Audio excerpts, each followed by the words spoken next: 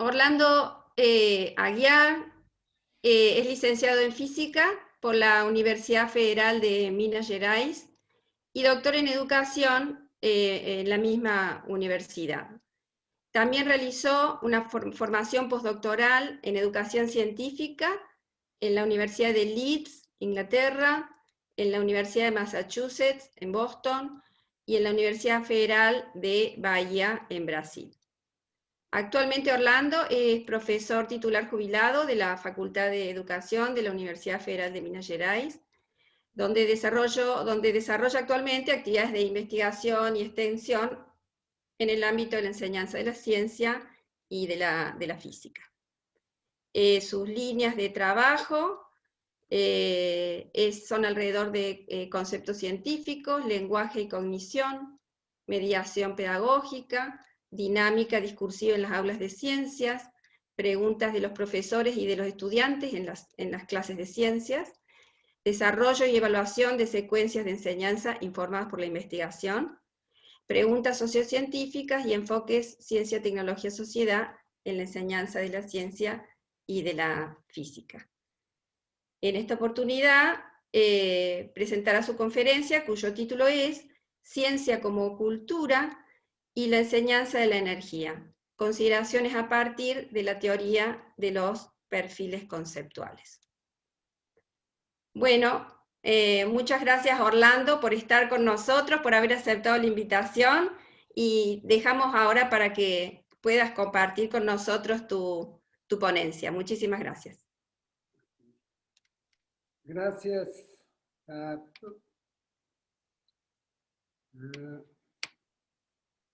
Estamos. Sí. Buenas tardes, todas e todos. Eu gostaria de agradecer ao generoso convite, em nome feito pela comissão organizadora desse simpósio e pela Associação de Professores de Física da Argentina. É uma oportunidade, para mim, muito especial de poder compartilhar experiências e ideias com colegas argentinos. Eu renovo aqui as esperanças de que projetos de cooperação entre os nossos países no contexto latino-americano prosperem, apesar dos reveses políticos em que nos encontramos hoje no Brasil. Eu peço desculpas por fazer minha fala em português. Eu pedi à organização para que me avisem caso esteja muito lento ou muito rápido. Quando falamos em língua estrangeira para um público, temos que falar um pouco mais lento, mas quando falamos por conexão virtual, temos que ser mais rápidos para não sermos aborridos. Sim, o tema e abordagem da minha palestra me foi sugerido pelo lema escolhido pelos organizadores desse simpósio: a física como parte da cultura. Esse lema é extremamente importante nos dias que se seguem e nos contextos de educação em América Latina. Eu pretendo iniciar com algumas considerações feitas pela professora Maria Eduarda Vaz Muniz dos Santos. Ela, nesse artigo publicado numa revista brasileira, ela faz algumas considerações e implicações pedagógicas e epistemológicas de considerar a física e a ciência como parte da cultura. Em primeiro lugar, pensar a ciência como cultura requer que pensamos a relação da ciência com outras dimensões culturais. sobretudo, estabelecer pontes entre cidadãos comuns e a comunidade científica, ou seja, diálogos produtivos entre a cultura científica e outros aspectos da cultura humana. A professora Maria Eduarda Santos aponta a cultura humanística, a cultura de massas, cultura do fazer, tecnologias, mas o nosso foco nessa conferência será a relação do conhecimento científico e o conhecimento da realidade cotidiana. Alguma coisa errada aqui? Ah, sim, desculpe. Eu começo aqui com...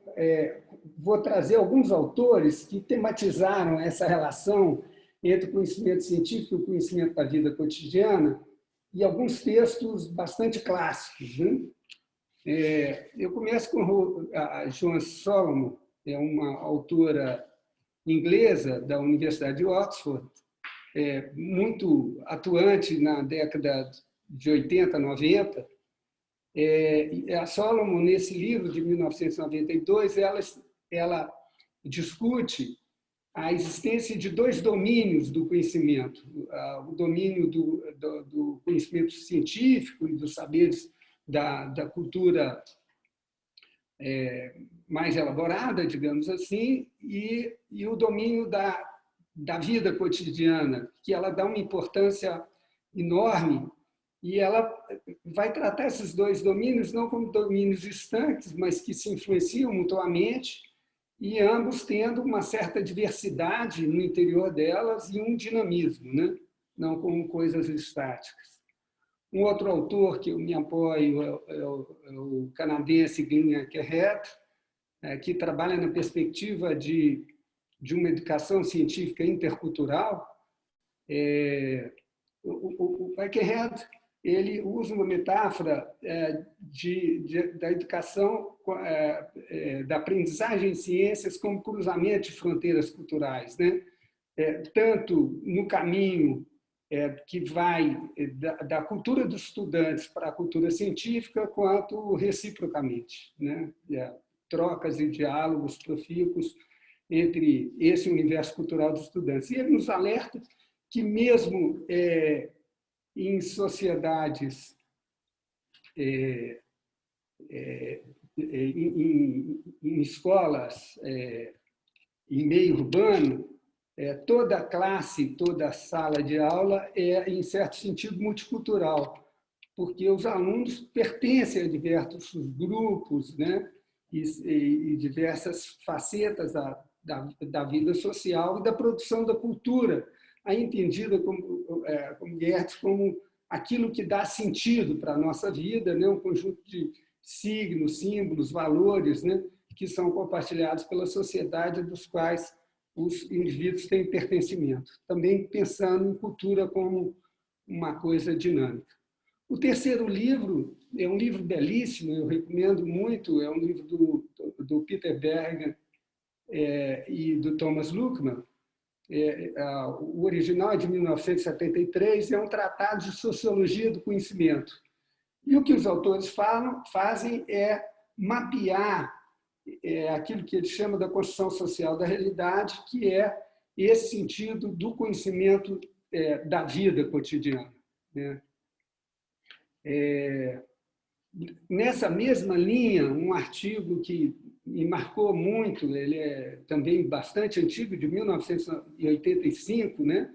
No auge das discussões sobre movimento de concepções alternativas na educação e ciências, o Paulo Guidoni, ele é italiano, ele escreveu no European Journal esse artigo chamado Unnatural Thinking, e ele vai dizer o que é esse pensamento natural, que ele chama natural, que é um pensamento que nós pertencemos a ele naturalmente, não há nenhum esforço em fazer parte dele, porque ele é essa forma, isso que às vezes, pejorativamente, a gente chama de conhecimento de senso comum, né? Eu não gosto muito do termo, que o senso comum, às vezes, ele é enganoso, não?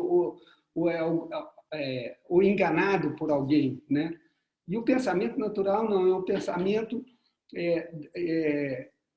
relativo a esse sistema da qual tanto o Solomon quanto o Berger-Luckmann mencionavam, né? E esses autores mencionam algumas características desse pensamento da vida cotidiana, desses modos de pensar da vida cotidiana. Primeiro, um conhecimento situado, né? Sempre um conhecimento na esfera de um contexto bem demarcado, de problemas e de situações em que o sujeito está posto, né?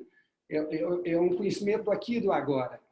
Ele, além disso, ele é intencional e pragmático, ele é dirigido para um determinado fim e ele tenta ser efetivo naquilo que em que o sujeito está envolvido. É um conhecimento intersubjetivo e implícito, geralmente implícito, porque o contrato de intersubjetividade é presumido. Nessa esfera da vida cotidiana, nós pensamos que todos naturalmente pensam o sentido das palavras como nós pensamos. E no contexto, a gente ajusta a comunicação, então não é preciso negociar muito claramente quais são os valores e ideias que estão sendo postas, porque elas vão sendo tacitamente compreendidas, né? E há uma espécie de supressão da dúvida, né? Sempre que alguma dúvida aparece, você tem que transpor esse sentido do conhecimento da vida cotidiana para buscar formas de conhecimento outras, né? Para tratar de determinados assuntos. Então, essa é uma característica meio aproblemática desse conhecimento da realidade cotidiana, que nos obriga, enquanto professores, a problematizar, né? Não só a trazer esse conhecimento para a sala de aula, como a problematizá-lo, né? Torná-lo problemático e torná-lo alvo de uma reflexão deliberada, né? Ele é apoiado em esquemas de tipificação e eles são imprescindíveis para a vida, né? O Guidoni vai chamar a atenção que nos modelos de mudança conceitual, em alguns desses modelos, expressava que o abandono desses conhecimentos primitivos fosse uma condição para aprender ciências. E, ao contrário disso, ele vai dizer isso não acontecerá nunca, né? Esse conhecimento é imprescindível para a vida. Então, essas intuições primeiras, elas estarão sempre conosco. A teoria de perfis conceituais, ela é uma teoria que compartilha esses pontos de vista e eu vou, então, prosseguir um pouco mais. Eu espero que eu esteja indo num ritmo que possa estar sendo compreendido por vocês.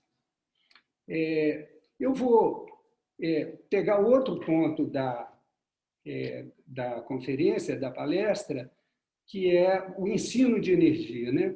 Eu escolhi o ensino de energia porque é um objeto de pesquisa pessoal, mas, evidentemente, a escolha desse objeto se dá pela importância dessa temática, seja na esfera científica, seja na esfera do mundo fora da escola, né? São temas envolvidos, questões sociocientíficas frequentemente envolvem questões ligadas à distribuição, uso e obtenção de energia, tanto questões sociais quanto questões ambientais. E, além disso, a energia é um conceito central, né? Ele é definidor do campo, tanto tem uma centralidade na física, particularmente, ela perpassa todo o conhecimento físico, mas ela também integra vários campos de conhecimento científico e o diálogo da ciência com as humanidades e com outras coisas. Então, esse é um conceito fundamental, fundante, transversal e integrador. Mas é um conceito bastante difícil de ensinar, né? Não apenas difícil ensinar energia, como também aprender energia na escola. Em primeiro lugar, porque é um conceito bastante abstrato. O conceito científico de energia é um conceito de alta abstração. A energia é uma quantidade que se calcula e que tem a estranha propriedade de se conservar, né? Os modos de obter esse cálculo eles são bem consagrados, né? Uma unidade em termos de um outro conceito, que é o conceito de trabalho, né? E há equivalências, né, nas várias manifestações de energia, cuja compreensão e ontologia não são nada claras, né? Mas, por outro lado, além de ser um conceito científico abstrato, a energia é um termo que entrou no discurso cotidiano. É uma palavra nova no léxico científico, né? Ela data do século XIX, mas ela foi incorporada no discurso cotidiano com vários significados, e significados, às vezes, bastante que se assemelham em alguns aspectos com o conceito científico de energia, mas se distancia dele em vários outros aspectos. Além disso, as ideias sobre energia são utilizadas de maneira diferente em diferentes campos do conhecimento científico, o que se torna também bastante complexo para um aprendiz estabelecer teias de significado, né, redes de significado mais estáveis sobre o conceito. E, enfim, ela compreende muitas ideias diferentes, compromissos ontológicos e epistemológicos distintos e utilizados por pessoas para construir significados em contextos. A John Solomon, naquele livro que eu apresentei, diz que a evidência mostra que o acervo social de conhecimento se parece mais a uma cafeteria de livre escolha, né? Que no Brasil a gente chama de restaurante aquilo, do que a uma escada com hierarquia de etapas, né? Então, nós nos valemos de representações diversas, né? Nós temos um repertório social de ideias relacionadas à energia e nos valemos dela, não apenas energia, mas também outros conceitos que nós nos adequamos aos contextos no uso que fazemos deles. Aqui, a teoria de perfis conceituais, dos quais eu vou tratar e tratar das pesquisas que realizei a respeito disso sobre energia, ela tem como foco a considerar a heterogeneidade do pensamento como constitutiva da formação de conceitos, né?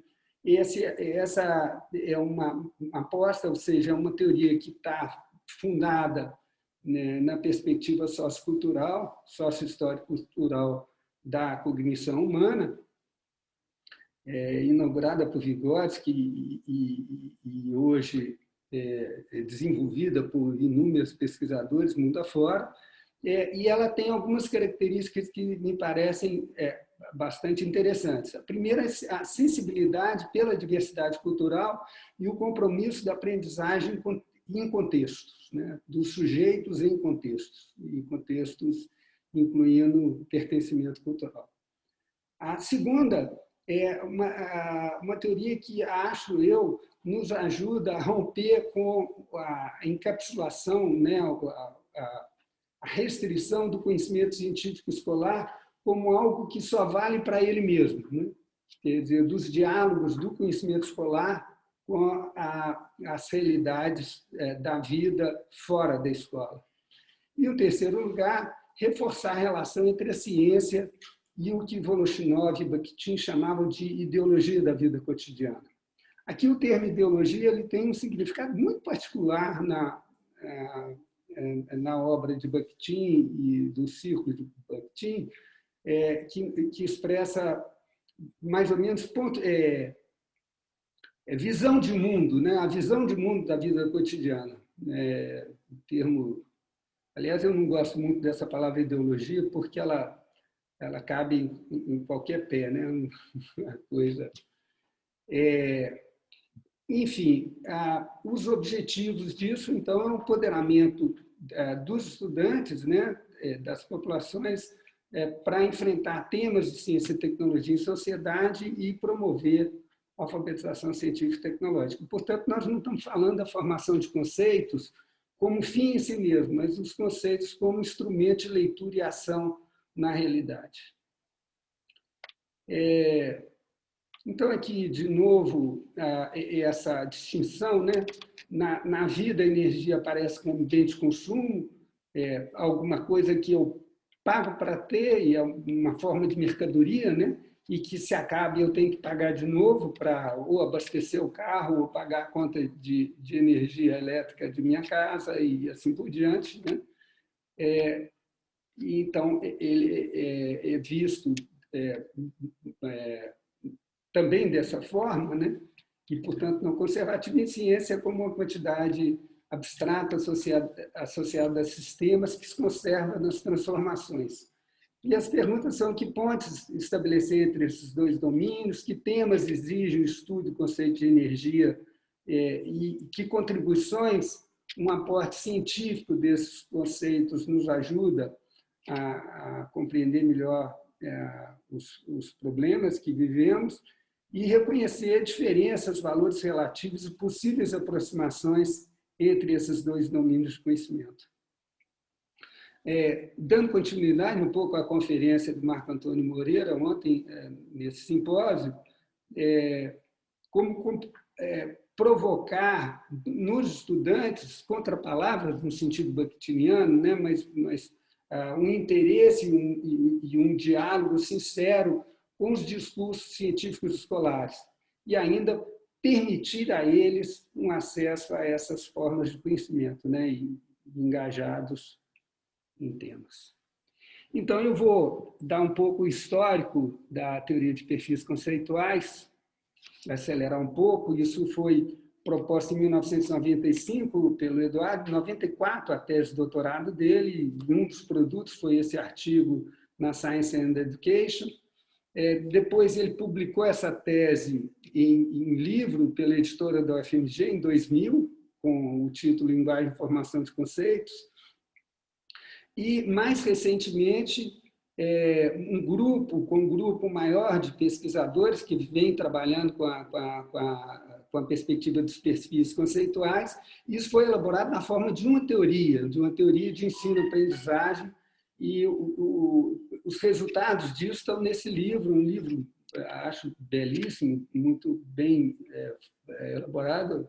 Eu fiz, modéstia parte de uma equipe grande, mas o protagonismo principal é do Eduardo Mortimer e do Charles Orhany, mas um grupo grande de pesquisadores que vem trabalhando com esse tema. Nós temos feito vários encontros que antecederam a publicação desse livro. Acho que 4 encontros foram feitos de pesquisas sobre perfis para organizar esse livro. E depois dele, outros 2 encontros de 2016 e 2019. Aí, nessa foto, está aqui o Charles Orhany, que é da Federal da Bahia, é biólogo. Aqui o Eduardo Mortimer, né, químico da UFMG. A Edene Amaral, da Federal Rural de Pernambuco, tem uma pesquisa sobre perfil conceitual de entropia e espontaneidade nos processos químicos. Aqui estou eu, e aqui é uma outra professora da Federal Rural de Pernambuco, a Simone Medeiros, que fez um trabalho sobre combustão, sobre o conceito de combustão. Aqui um outro encontro mais festivo nosso. Nessa foto, o Eduardo não aparece, mas eu pus essa foto porque aparecem outras pessoas importantes, a Cláudia Sepúlveda, da Estadual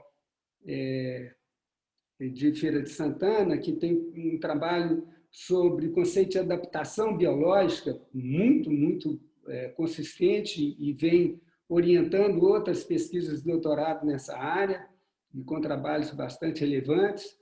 Aqui a Dênia, eu, João Tenório, que é um ex-aluno da Edênia, também professor da Federal Rural, que tem trabalhado também com a teoria de perfis, Cristiano Matos, da Universidade de São Paulo, e a Hannah Savian, da UMass Boston, se aproximou do Eduardo em 2015 e eu tive a oportunidade de fazer um pós-doc com ela. Então, é um programa de investigação interinstitucional bastante consolidado. Aqui são alguns conceitos que vêm sendo trabalhados nessa perspectiva e também trabalhado não só como campo de pesquisa, mas também de orientações para o ensino desses conceitos e para a abordagem desses conceitos na escola. Alguns estudos mais em comunidades mais situadas, né? A Angélica Araújo fez uma pesquisa sobre o conceito de calor entre bombeiros, né? E de brigadas de combate a incêndio.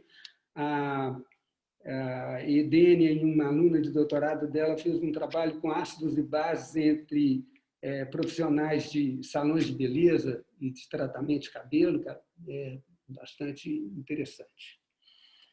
Enfim, em que consiste, então, essa teoria de perfis conceituais? A caracterização geral é de que as pessoas elas podem exibir diferentes formas de ver e representar o mundo, postam em prática em diferentes conceitos, e a isso a gente denomina heterogeneidade do pensamento verbal. Isso está colocado em muitos autores nessa perspectiva histórico-cultural, sócio-histórico-cultural do desenvolvimento humano, e nós tomamos isso para pensar o conhecimento científico em sala de aula. Um conceito, por exemplo, do calor pode ter diferentes significados, constitui um repertório de ideias usadas por um sujeito em contexto para dar um sentido ao mundo e resolver problemas. Eu posso pensar no calor como oposição entre calor e frio, numa perspectiva mais sensualista, que é uma intuição que nós usamos com frequência. A outra, eu posso pensar no calor do ponto de vista meio animista, no calor provocando, fazendo coisas.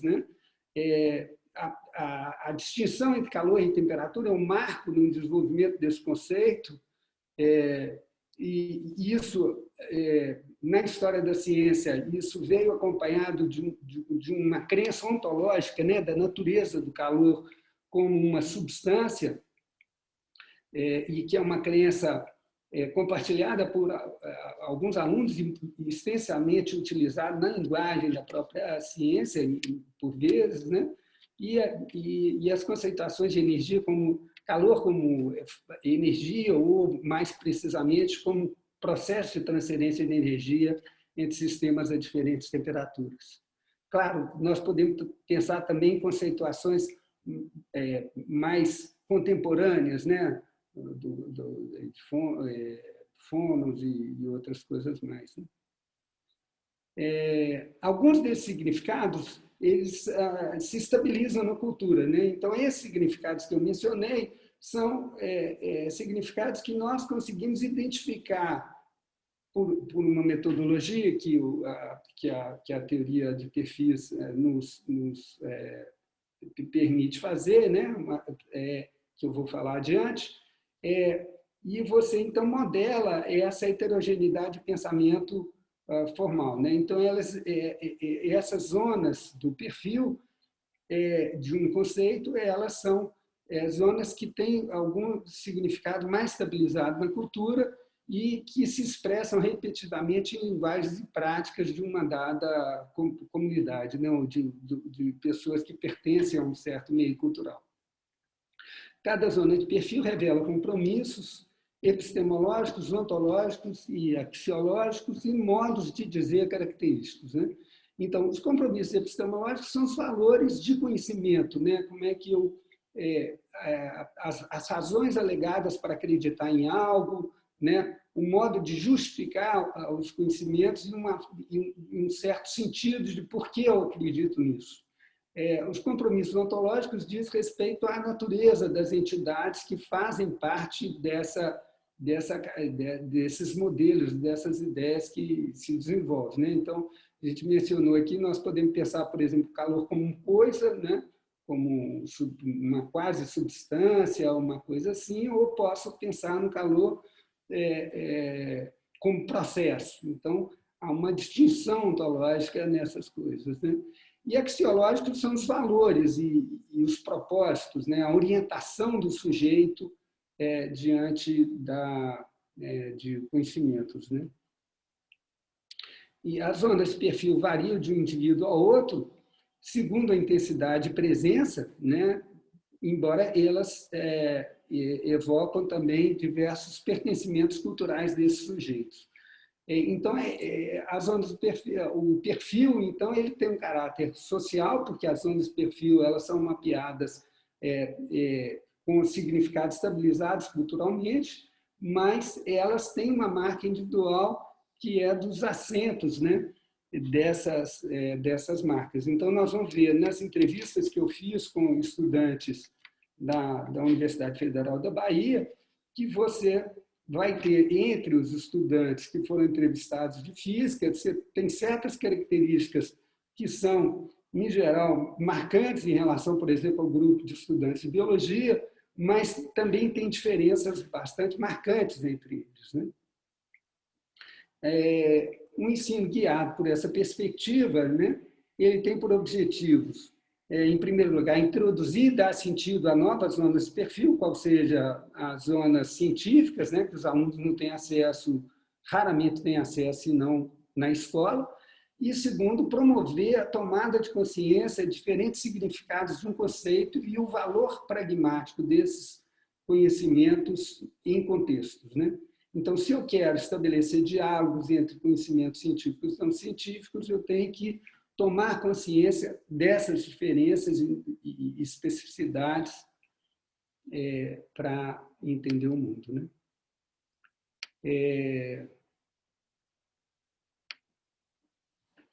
Então, a base metodológica para determinar as zonas de um perfil conceitual, eu devo considerar diferentes domínios genéticos, né, sócio-histórico, ontogenético, microgenético, e em cima de material bibliográfico para isso, né? Então, a gente procura ver como foi a gênese do conceito de energia na história da ciência, a gente procura ver que conjunto de conhecimentos que a nossa área produziu sobre ensino e aprendizagem do conceito de energia, compreensão dos estudantes sobre o conceito de energia dentro e fora da escola, e, do ponto de vista microgenético, situações nas quais a gente coloca o sujeito em ação e procura, então, através dessas situações, aproximar dos sentidos dados para o conceito no sujeito em ação. Uma outra característica é a análise de materiais instrucionais e interações discursivas em sala de aula. O sentido é que, no ensino, no conhecimento escolar, você aparece com duas coisas que nos importam muito. Uma é a negociação de sentidos, né? Que quando nós falamos, por exemplo, conservação de energia em sala de aula de física, nós pensamos certas coisas e esse signo, né, conservação de energia, evoca na cabeça dos estudantes outra série de discursos ou de ideias, né?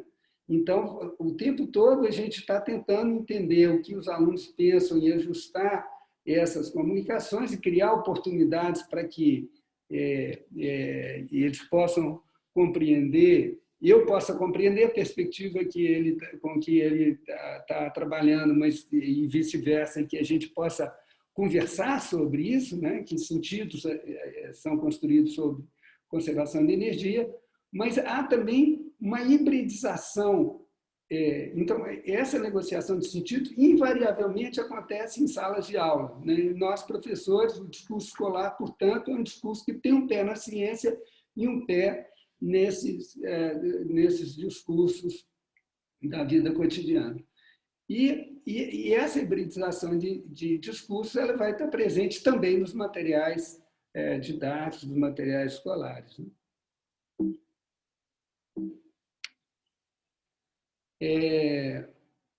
Então,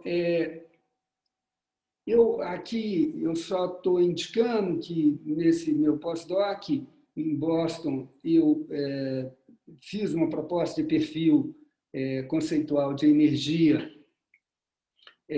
partir de uma pesquisa anterior do Simões Neto, de 2016, mas a partir de estudos de história da ciência e do desenvolvimento de estudos sobre ensino, aprendizagem e energia, e eu tive a oportunidade de acompanhar salas de aula em Boston, de professores trabalhando com o conceito de energia em diferentes níveis de ensino e tópicos, e a gente fez, então, uma investigação sobre essa negociação de sentidos sobre o conceito de energia.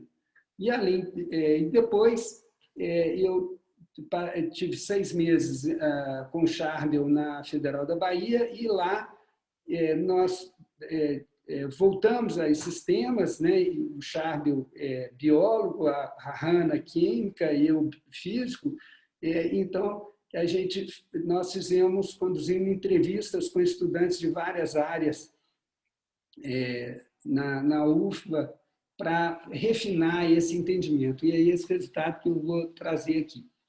E o que a gente encontrou, mais ou menos, aqui eu vou dar um sumário e depois a gente vai exemplificar ponto a ponto. As zonas do perfil de energia, a gente identificou, né, nós mapeamos, modelamos essa coisa com essas 6 zonas de aglutinação de sentidos, né? Uma zona vitalista, um empiricista, substancialista, causal, a científica clássica e a científica moderna. Então, eu vou fazer uma breve descrição delas e aí, nas próximas transparências, a gente vai trazer isso com mais detalhe, exemplificando. Então, a zona vitalista, a energia é uma qualidade de vida, tem uma relação com vitalidade, com disposição, ou de fonte de saúde e bem-estar, aquilo que se necessita para se estar vivo. E ela tem, por outro lado, então, essa é uma base mais da energia como um princípio vital, né? E uma outra base é uma base mais metafísica e espiritualista, né? Que é a energia nas relações interpessoais e como equilíbrio entre forças antagônicas, né? Então, é um pensamento essencialista, né? No sentido de que energia é a essência, né, da vida, é um pouco antropomórfico nesse sentido do humano ser o ponto de vista que é transladado para outras situações, e é sensualista, né? Quer dizer, você percebe, você sente energia. A segunda zona, que é a zona empiricista, a energia é entendida como movimento ou atividade, né? Aquilo que é observado e evidente, né? Não só movimento, mas, por exemplo, o fogo é uma coisa que claramente evoca. Claro que tem energia, porque, né? Então, você tem alguma coisa que está, algum processo acontecendo. É a energia como algo útil, feito com algum propósito e essencialmente não conservativo, ou pelo menos geralmente não conservativo. Cessa a atividade, cessa a energia. O finalismo aqui, a gente vai ver que, no caso da biologia, a gente tem que pisar com cuidado com isso, né? Porque o pensamento sistêmico funcional da biologia, ele tem um sentido um pouco teleológico, o finalista, no sentido evolutivo, né?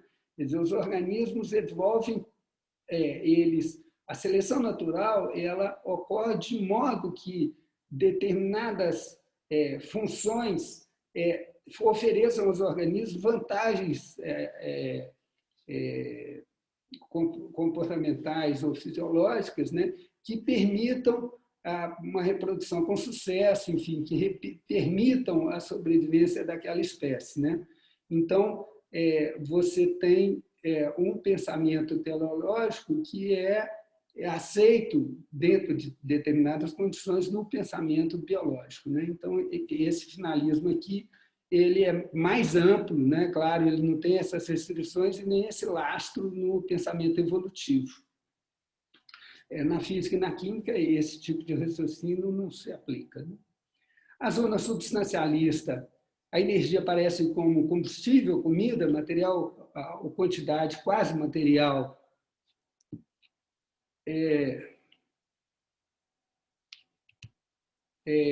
que pode armazenar em objetos ou materiais e transferir de um lugar a outro e se espalhar, né? Então, as metáforas substancialistas são bastante frequentes também no conhecimento científico escolar, né?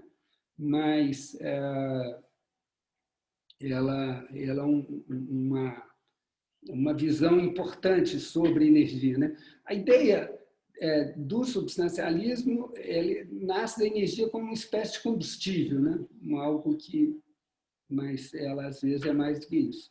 A zona causal é a energia como causa de eventos, com poder ou força para fazer que as coisas aconteçam, e a zona científica clássica, que é a energia como quantidade que se conserva e degrada quando se transforma ou transfere, energia como variável de estado do sistema que pode se quantificar quando se transforma.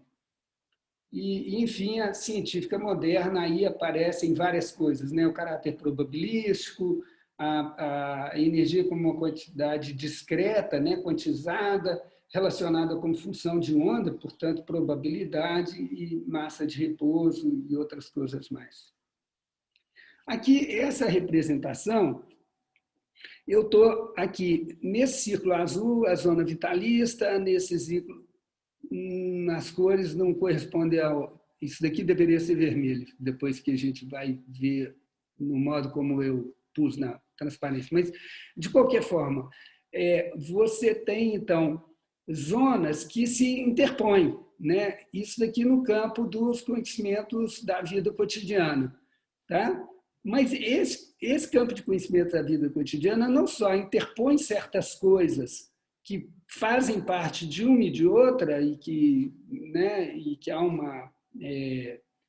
não são coisas inteiramente distintas, mas como também há uma relação grande com a zona científica, né? Sobretudo quando a gente olha para esses enunciados no ambiente escolar, que, como eu disse, a gente hibridiza necessariamente essas coisas nos diálogos e na negociação de sentido que se estabelece com os estudantes, né? Então, eu vou falar um pouco sobre a pesquisa que foi feita na UFBA, né? E era uma entrevista, eu conduzi essa entrevista com coisa de 6, um pouco mais, estudantes de cada um desses cursos, e eu iniciava a entrevista dizendo que era uma conversa sobre o conceito de energia dentro e fora da escola, e já indicando que sabemos que há várias formas de pensar e falar em energia, queremos te convidar a expressar o que pensa a respeito, sem preocupar em dar respostas consideradas corretas num contexto escolar, mas, evidentemente, também podendo recorrer a elas sempre que eles julgassem necessário e pertinente, né? Então, as duas primeiras perguntas são perguntas mais gerais, a terceira pergunta é uma pergunta mais instanciada em exemplos, em situações. A primeira, então, como que você define, usando as próprias palavras, o que quer dizer com energia. A segunda pergunta, se ele acredita haver diferenças e similaridades entre o uso do conceito de energia quando aplicado à vida, a processos biológicos ou a máquinas e processos de funcionamento de equipamentos. E depois, uma pergunta que são várias figuras, né, que eu vou apresentar em seguida, em cada uma delas se há energia no sistema representado, e explique as razões da resposta e de onde vem a energia, caso positivo, caso tenha energia, de onde vem como se pode utilizar ou transformar essa energia. E as situações são uma árvore em crescimento, uma árvore morta, um ratinho correndo, um ratinho morto, um menino dormindo, uma vela acesa, um garoto num dia de muito frio, e depois a gente põe a oposição se esse mesmo garoto tivesse, né, numa praia em Salvador, no verão, um salto de vara, aprendi agora que é salto com pértiga, um circuito elétrico simples. E aqui são duas situações, essa daqui é mais familiar a nós físicos, né? Potência de várias lâmpadas, aqui é uma lâmpada incandescente, uma lâmpada incandescente, uma lâmpada compacta, fluorescente e uma lâmpada LED, com a mesma intensidade luminosa e diferentes potências, né? Então, todas têm 600 lumes, a de LED é de 7 watts, a compacta fluorescente 13 watts e a incandescente 40 watts. E assim por diante. Aqui há outras, né, faixas de luminescência, né, de intensidade luminosa e de potência elétrica. A pergunta como você explica esses fatos, né?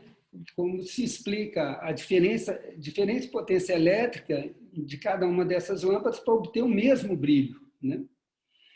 E aqui é uma pergunta como se compara aos sistemas de produção agrícolas, da agroecologia e da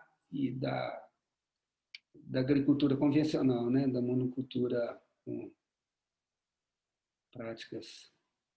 Enfim, aqui, de novo, há uma descrição da zona vitalista, né? Só para recordar, energia como algo inerente à vida, energia como algo que se pode sentir e perceber, como vitalidade e disposição, como força física e mental, né? Uma indiferenciação entre estados psicológicos e biológicos, e uma base metafísica espiritualista, relações interpessoais, né? Energia boa, ruim, como equilíbrio entre forças antagônicas, e assim por diante.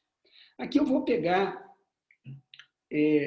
a fala de um estudante de ciências da saúde que expressa isso, e eu vou indicar um pouco uma coisa que a gente tem insistido, que é o valor pragmático, né, dos conceitos, né? Os conceitos eles servem para representar e dar sentido às coisas e para nos promover ações do sujeito e as implicações dessas ações em contextos, né? Então, eu só tenho como avaliar se um certo conceito ele é válido ou inválido no contexto em que ele aparece, né? E aqui esse aluno de Ciências da Saúde ele vai falar um pouco sobre essa percepção dele e da relação disso com o trabalho dele, que é um trabalho em hospitais, em UTIs, em cuidado com pacientes, né?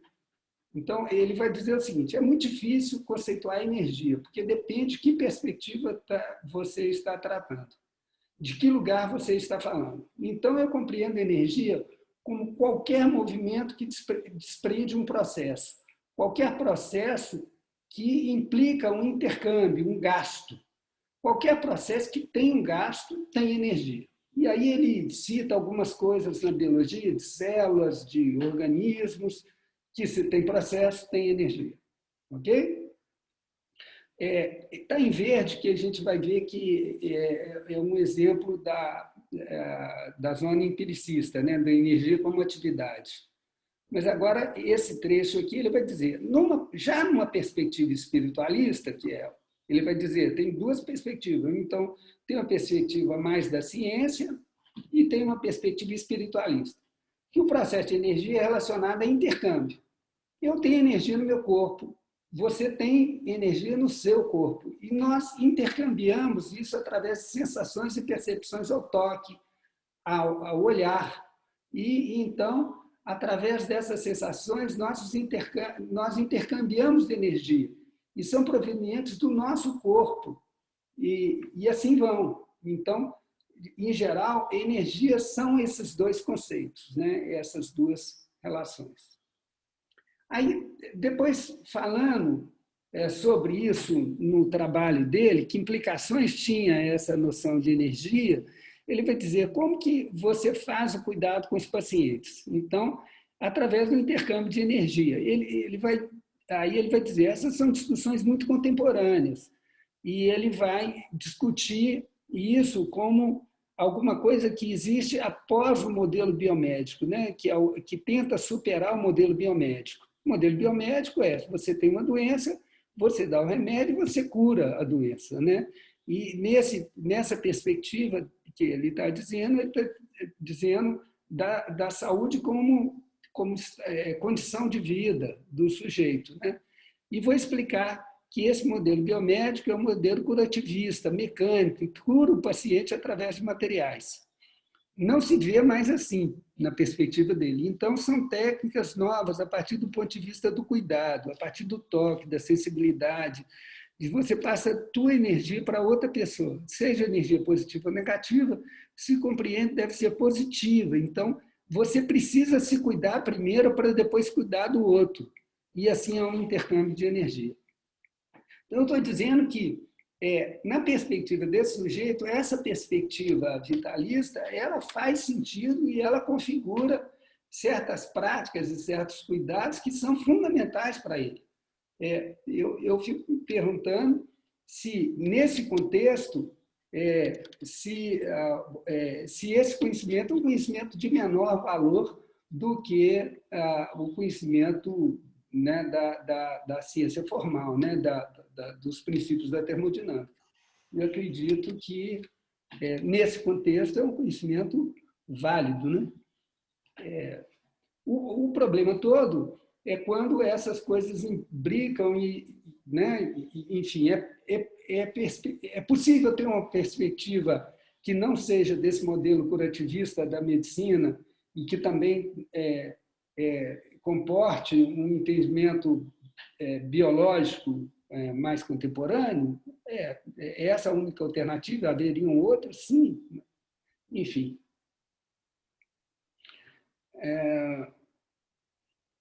Aqui, a segunda zona, energia como atividade, né? Tem que ficar esperto com o tempo. Falo muito, né? Aqui, esse estudante Jackson, ele, ao longo da entrevista, é um estudante de biologia, e ele vai dizer que a energia se usa para trabalho, relacionada com trabalho. A energia como transformar em algo, como resultado, assim, como resultando algo objetivo que é necessário para a sobrevivência, para algo de trabalho.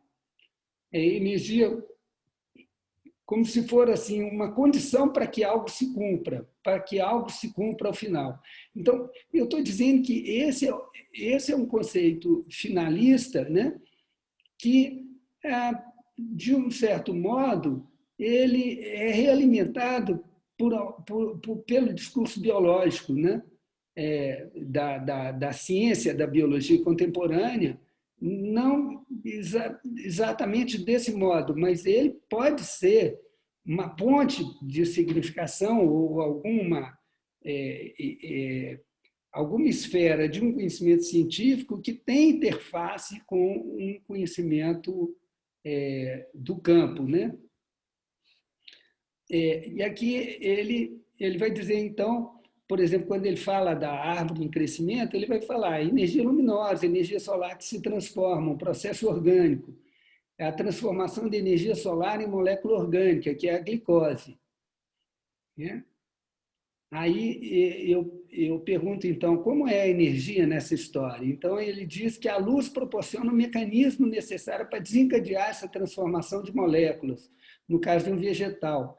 É como for por meio de transformação, como se for um começo assim, como se for um começo, né, um incremento que resulta na transformação da molécula, a célula, nesse caso da planta, para chegar à glicose, que é a molécula necessária para que o organismo sobreviva. Digamos, essa molécula aporta energia, essa molécula que fornece energia, e esse é o termo, nesse caso, corpo vegetal. Veja que aqui há um diálogo produtivo dessa zona empiricista com a zona científica, né? Não há, de um certo modo, ela faz uma ponte de significação para o científico. Mas, em outros momentos da entrevista com esse mesmo aluno, ele apresenta algumas ideias também nesse sentido mais finalista, que resulta numa dificuldade em compreender o processo que é a combustão, né? Que é o caso da vela, né? Ele, então, perguntado sobre a vela, ele vai dizer, na vela, luz, combustão. Não posso explicar como está envolvida a energia, é um processo químico, tipo, eu não sei, né? A combustão necessita energia, se necessita algo de energia. Então, a combustão também necessita de energia para que ocorra, tem que ter energia, né? E de onde vem a energia? Aí que está, né? A luz é o resultado da combustão da parafina, né? Da cera da parafina. Então, eu estava um pouco perdido nisso, o máximo que eu consigo dizer é isso. Ele faz pausas e tal, pensa e não consegue sair disso, né? Então, ele entende que a combustão como processo, ele precisa se alimentar de energia, mas ele não sabe, então, de onde vem essa energia para alimentar isso. Aqui tem um outro caso também bastante interessante, que essa também estudante de biologia, que o codinome aqui é Débora, né? Esses nomes são todos fictícios, evidentemente, mas ela vai dizer também da árvore viva e depois da árvore morta, ela vai dizer que tem energia acumulada, que é a celulose na árvore morta, e que se utilizará de alguma maneira. E aí ela entende isso como o princípio de conservação de energia. É aquela coisa da natureza, nada se cria, nada se perde, tudo se transforma, tudo muda no final. Que de alguma maneira isso vai indo para algum mecanismo, os micro-organismos, ou seja, essa estudante de biologia, já no final do curso, ela entende a conservação da energia como uma quantidade, os processos por meio dos quais a energia continua circulando entre organismos, né? Que você tem ciclos e processos energéticos acontecendo. Isso é a conservação da energia. Então, de novo, né, uma necessidade de compreender esses discursos, dar sentido a eles e tomada de consciência. Aqui, a zona substancialista, né, a gente já comentou um pouco isso. Há vários autores que falam da importância de metáforas substancialistas como modo de compreender o sentido do conceito de energia. Eu acho que Laura, quanto tempo tenho? El tiempo ya estaría, Orlando. Ya Então, pasaron 60 minutos. eu vou tentar, então, já concluir. Aqui é uma metáfora, depois, quem quiser ver nas transparências, são metáforas que estudantes usam, sobretudo os alunos de biologia, se valem muito de metáforas substancialistas para descrever processos em biologia.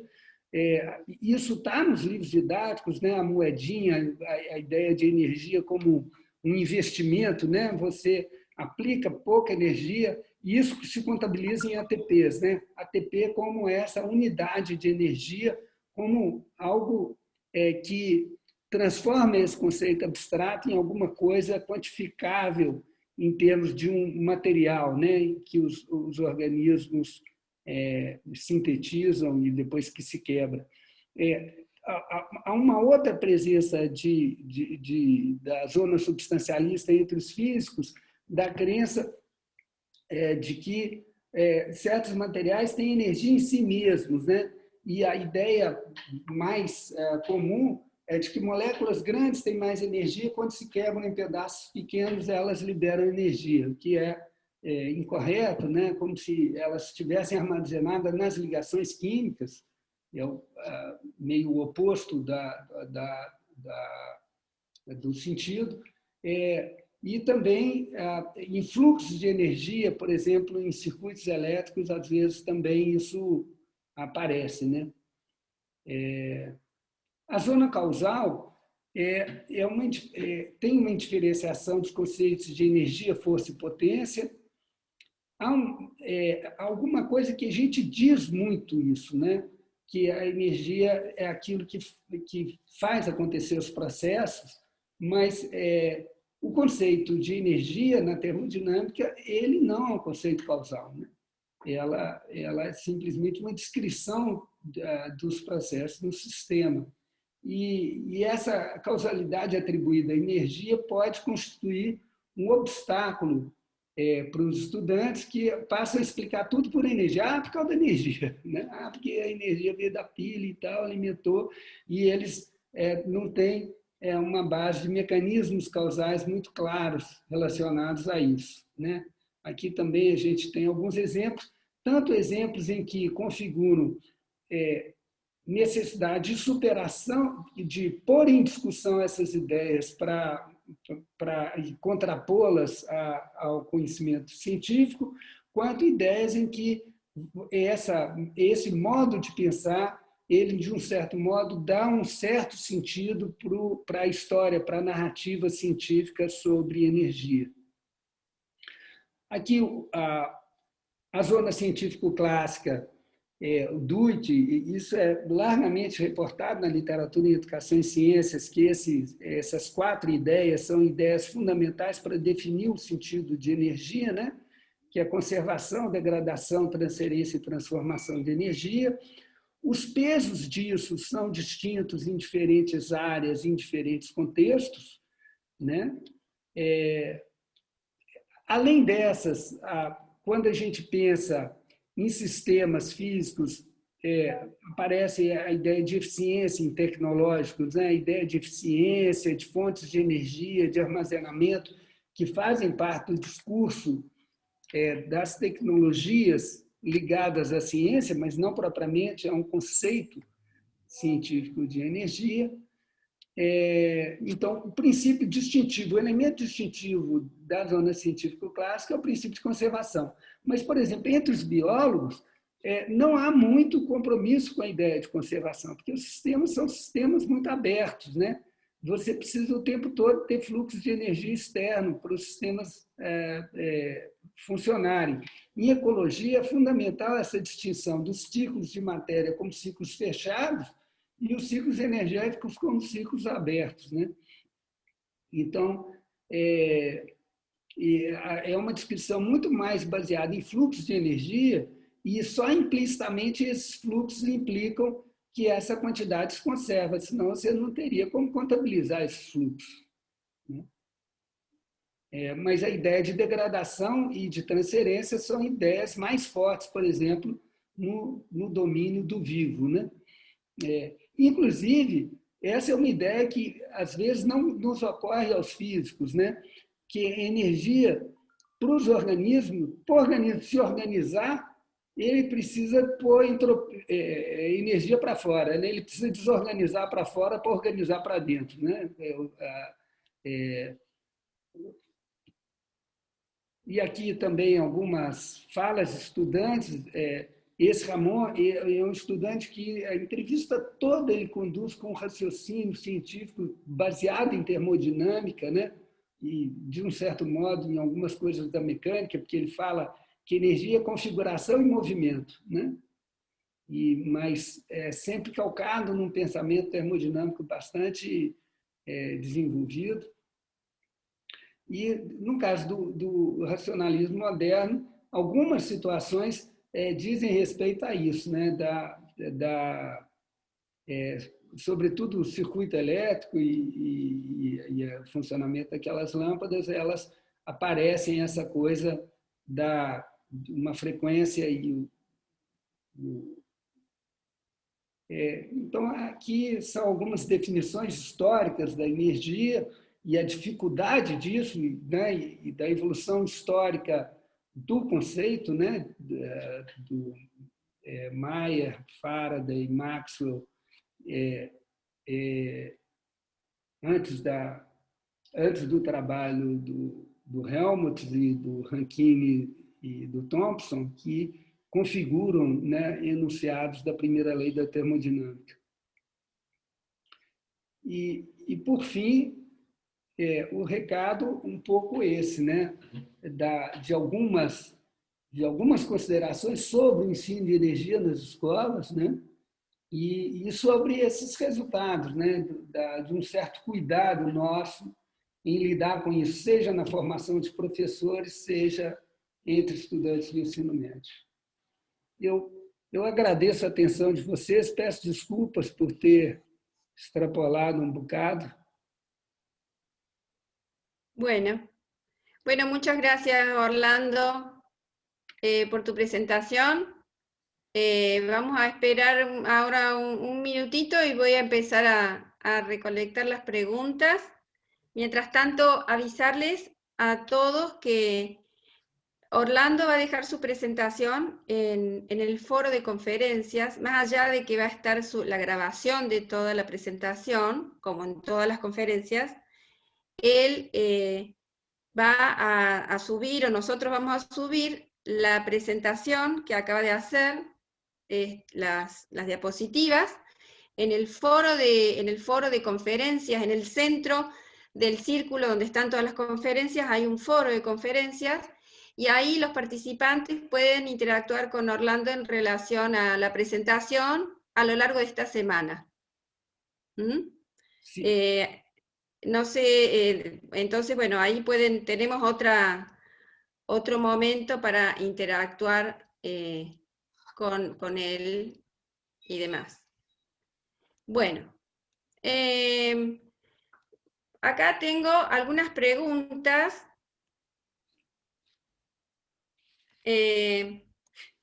Empiezo por la primera. Dice, la primera pregunta, la energía es conceptualizada de diversas formas. ¿Se puede extender este marco teórico a todos los conceptos de la física? Sim, ótima pergunta, ótima pergunta. Nós temos discutido no grupo, né, Eduardo, Chabel, Edênia, Cristiano, nós temos discutido muito que alguns conceitos científicos são muito perfiláveis, né? São conceitos que guardam essa heterogeneidade dentro do pensamento científico e na história do pensamento científico, né? Que a gênese desses conceitos revela essa multiplicidade de sentidos. Vou dar um exemplo: luz, né? Força, campo, né? São conceitos perfiláveis, são conceitos que guardam essa polissemia. Okay? Tem outros conceitos que são mais bem definidos, comportados, né? E que acho que seria, né, gastar tiro de canhão para matar passarinho. Não faz sentido. Essa teoria é uma teoria para a heterogeneidade do pensamento verbal e, portanto, são conceitos que têm essa ambiguidade. Os conceitos mais fortes para isso são os conceitos que a gente chama de ontoconceitos, né? Então, vida, energia, substância são conceitos muito, muito abrangentes, né? O que é uma substância? E são conceitos fundamentais. Não é possível ensinar química sem entrar no reino dessa coisa de substância, mas precisamente o que é uma substância você vai aprender quando você aprende química, né? E fica essa coisa, né? Perfecto. Acá hay otra pregunta que dice así: supongamos que después de un diagnóstico inicial notamos que varios estudiantes están en la zona vitalista. ¿Cómo podría el docente moverse en el perfil conceptual para lograr un aprendizaje científico significativo? A zona vitalista, ela aparece muito pouco na escola. Uma das alunas que faz yoga, toda transcendental, a Bahia é um lugar ótimo para fazer pesquisa desse tipo, né? Porque tem uma cultura de religiões afro-brasileiras em que isso é muito forte, né? Mas lá pelas tantas, ela diz assim, eu não diria isso nunca numa sala de aula. Né? Ajá, São coisas perfecto. que ela pensa e sente, e ela faz metáforas dessa coisa da vibração com a energia, né? Enfim, até uma apropriação de certas coisas de física quântica, que ela não domina muito, mas ela compreende essas coisas nessa esfera. Agora, veja, como é que a gente faz com essas coisas? A gente cria necessidade, né? Cria necessidade em contextos em que esses conceitos já não são suficientes para responder determinadas questões. E introduzindo necessidades novas e uma narrativa nova em termos de energia. Né? Agora, isso não significa que eu abandono essas intuições primeiras. Que essas intuições primeiras, por exemplo, a intuição de energia como movimento é uma intuição muito, muito, muito arraigada, presente, nós todos temos. Né? Então, Ujú. essa zona empiricista de energia, ela está presente, mas ela não é suficiente em situações que demandam algum refinamento maior. Então, tem uma narrativa de energia que precisa ser calcada em necessidades novas que o professor precisa introduzir através de situações e problemas. Né? Perfecto. Otra pregunta.